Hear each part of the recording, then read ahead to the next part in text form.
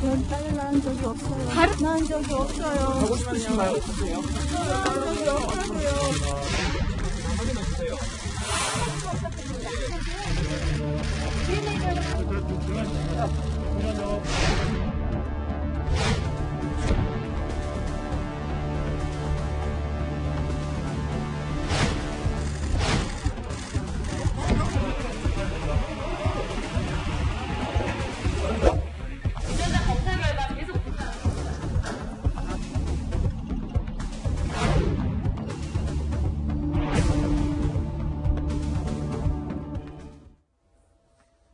경북 구미의 빌라에서 방치돼 숨진 3살 여아 사건의 실마리가 좀처럼 풀리지 않고 있습니다.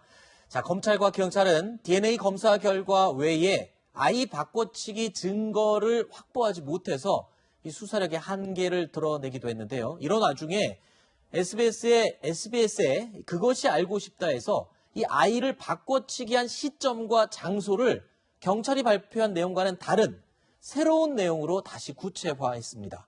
아이의 바꿔치기 장소는 경찰의 발표 내용인 산부인과가 아닌 아이를 출산한 20대 딸 김 씨의 집 안에서 이루어졌을 가능성이 제기가 된 겁니다. 위원님, 어떻게 된 겁니까? 지금 경찰 발표 내용과는 달라요. 그러니까 딸이 아이를 데리고 와서 집에 놔뒀었던 그 어느 특정 시점에서 바뀌었다. 뭘 근거로 그렇게 얘기를 하고 있는 거죠? 사실 근데 그것이 알고 싶다에서 이야기하는 건 주장인 거예요. 그러니까 그렇죠. 아직 우리가 이제 그것이 알고 싶다의 내용이 맞다 틀리다의 문제가 아니라 네. 그것이 알고 싶다에서 이제 알아본 내용은 아이의 귀 모양을 굉장히 많은 사진을 구했더라고요. 네. 그래가지고 아이의 귀 모양을 보니까 특정 시점에서 아이가 귀가 이렇게 약간 덮여있던 모습이 갑자기 이렇게 풀어지는 모습이 보이니까 그 시점이 아이를 바꿔치기 한 시점이 아니냐라고 해서 여러 가지 이비인후과 의사 선생님들한테 많은 질문을 해서 갑자기 이게 펴질 수 있느냐? 현실적으로 좀 어렵다. 그러면 바뀌어진 시점이 그때 아이를 바꾼 건 아니냐라고 해서 그거를 이제 24일 어제 이제 말했다시피 김 씨의 집에서 바꾸었다 이렇게 나오는데요. 잠시만요. 제가 궁금한 게 있는데 사람의 귀 모양, 아이들은 사실 갓난 아이들은 몸이 막 자라잖아요. 그러니까 처음에 갓 태어나서는 안 보이던 눈도 며칠 지나면 보이고 뭐 이러듯이 귀도 혹시 접혀 있다가 펴지고 이러는 게 아닌가 보죠. 이렇게 지문가처럼 사람의 귀 모양은 굉장히 독특하게 이 특징을 가질 수도 있는 건가요? 네, 이제 보통 이건 조금 제가 이제 언론에서 말씀드리기 조금 부적절한 부분도 있을 수 있는데 저희들 안면 인식을 하잖아요. 할 때 네. 사람의 얼굴은 이렇게 바뀔 수 있지만 귀의 위치와 귀의 모양은 바뀌지 않거든요. 아, 그래요? 그래서 우리가 여권 사진 찍을 때 귀를 드러내라고 찍는 거는 귀의 높이를 가지고 사람의 동일성을 많이 확인하는데 지금은 아이잖아요. 아이라서 아이 귀가 접혀 있는 게 사실상 거의 한 일주일 하루 한 2, 3일 사이 만에 갑자기 펴지니까 그 이비인후과 의사 선생님이 그 점을 보시는 거예요. 과연 이런 가능성이 있겠느냐? 그래서 그것이 알고 싶다 해서는 그런 가능성이 많지 않다라고 이야기를 해서 지금 이제 이 시점을 바꾸어진 시점으로 보는데 이게 왜 중요한가 하면 검사가 공소장을 지금 적었을 거잖아요. 네. 공소장을 적으면 공소장도 한번 나왔으면 좋겠는데 그 공소장이 어떻게 적혀 있는지에 따라서 방어권 문제가 피고인의 방어권 문제가 네. 있어서 그것 때문에 이 시점이 중요한 겁니다. 공소장 얘기 잠시 후에 또 조금 네. 제가 여쭤보기로 하고 일단 어제 SBS가 이 방송한 내용 중에 이 아이의 귀 모양이 그러니까 이 김 씨, 둘째 딸 김 씨의 휴대폰을 이 제작진이 구해서 그 안에 있던 아이의 태어나서부터 그 이후까지 한 수천 장의 사진을 구해서 비교를 한 거였습니다. 그런데 저 귀 모양이 갑자기 바뀐 왼쪽에 보면 귀 윗부분이 이렇게 접혀 내려와 있죠. 덮여 있던 모습이 4월 24일에는 이후에는 귓바퀴가 이렇게 동그랗게 갑자기 싹 펴진 모양의 귀로 바뀌었다. 저거는 같은 아이의 귀라고 볼 수 없다라는 전문가들의 의견을 토대로 어제 지난 10일 방송을 한 겁니다. 그런데 이 내용 중에 또 한 가지 주목할 만한 점이 있습니다. 검찰과 경찰은 친모 석 씨에게 조력자가 있었다. 그러니까 공모 여부가 있는지를 수사하고 있는데 방송에 출연한 20대 딸의 전 남편은요. 친모 석 씨 혼자서는 절대 할 수 없는 일이다라고 주장을 하고 있는데 어떤 근거로 그렇습니까? 사실 이게 그러니까 석 씨가 김 씨 집까지 가려면 걸어서는 갈 수 없는 거리예요. 그러면 자동차를 운전해야 되는데 그 김 씨의 전 남편은 우리 장모님은 운전하지 못한다. 그렇기 때문에 여기까지 올 수 있을 때 혼자 올 수 없는 것이다. 거기다가 아이까지 안고 그러면 분명히 다른 사람이 데려다 줬을 것이라고 그것이 알고 싶다는 추측을 하는데요. 네. 여기에 한 단계 더 나가면 분명히 석씨 집에 김 씨가 일정 부분 상호 조리를 했을 때 네. 그때는 바꾸지 왜 굳이 김 씨 집으로 바꾸었을 때 그 시점에서 바꾸냐. 네. 훨씬 더 쉽게 바꿀 수 있는 시점이 있었는데 네. 그 시점이 아니었다라고 이야기하면서 여러 가지 의문은 일파만파로 커지고 있습니다. 그렇군요. 저희도 이 관련 내용을 지금 굉장히 오랜 기간 다루고 있지만 뭔가 결정적인 신마리는 풀리지 않고 있는 그런 답답한 상황인데요. 이미 친모 석 씨는요, 검찰에 기소된 상황입니다. 검찰은 석 씨가 산부인과에서 딸 김 씨가 낳은 아이와 자신이 몰래 낳은 아이를 바꾼 것으로 보고 있는데 검찰이 이 경찰의 의견을 상당 부분 받아들인 것으로 보입니다.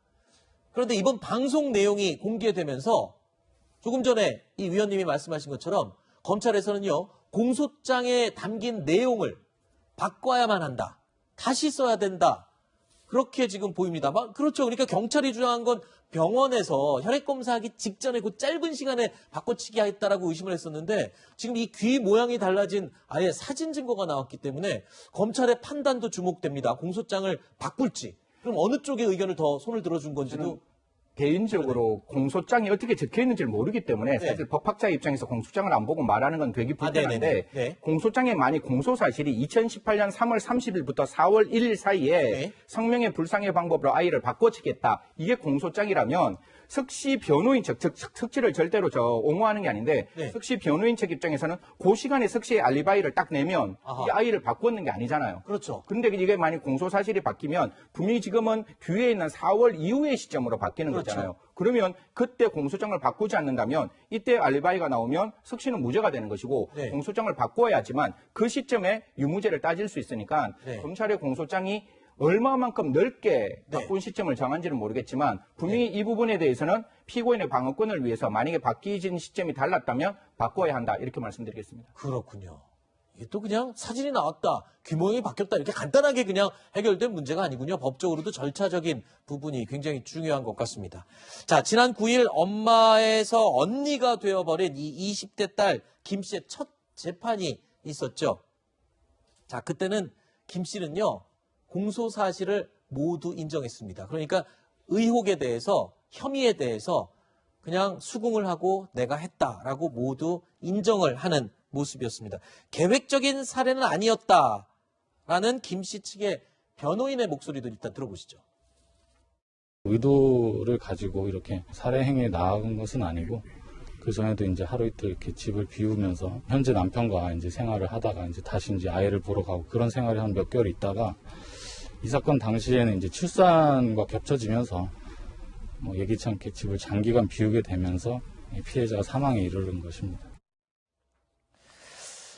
교수님, 근데 한 언론 보도 내용을 보니까요, 이 20대 딸 김 씨, 지금 재판받고 있는데, 아이를 빈집에 두고 나왔잖아요. 사실은 이게 친엄마가 누구냐의 문제가 사람들은 굉장히 많이 관심을 갖고 있지만, 이 사건의 본질과 가장 중요한 의미는 엄마가 아이를 그냥 방치해 두고 나와서 굶어 죽였다. 지금 죽게 했다. 사막에 이르겠다. 이 부분이 지금 아동학대로 가장 중점적으로 논의돼야 될 사안인데 지금 DNA 결과 때문에 친엄마가 누구냐의 얘기만 우리가 너무 많이 했었거든요. 그런데 지금 조금 공분할 만한 내용이 또 공개가 됐습니다.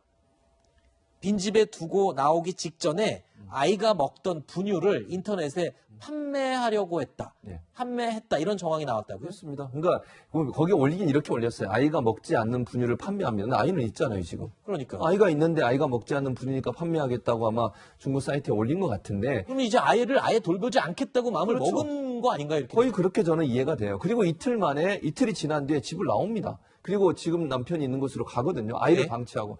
아니 그 어린아이가 혼자 남겨두면 분명히 어려운 일에 정하게 될 것이다. 뭐 정말 심하면 죽음에까지 이르게 될 것이라고 왜 모르겠어요. 어른이라면. 상식을 갖고 있는 사람이라면.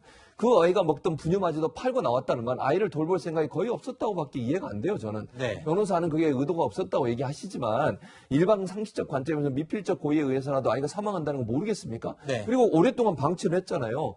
자기가 임신했다는 이유로. 그러면 나오면서 아이를 데리고 나와야죠. 아니, 그건 기본 아닙니까? 어른이 그 어린 아이를, 핏덩이 아이를 두고 나온다는 것 자체가 저는요. 네. 이건 어떤 말로도 변명할 수 없다. 이거는 아동학대의 가장 중요한 증거라고 저는 봅니다. 네.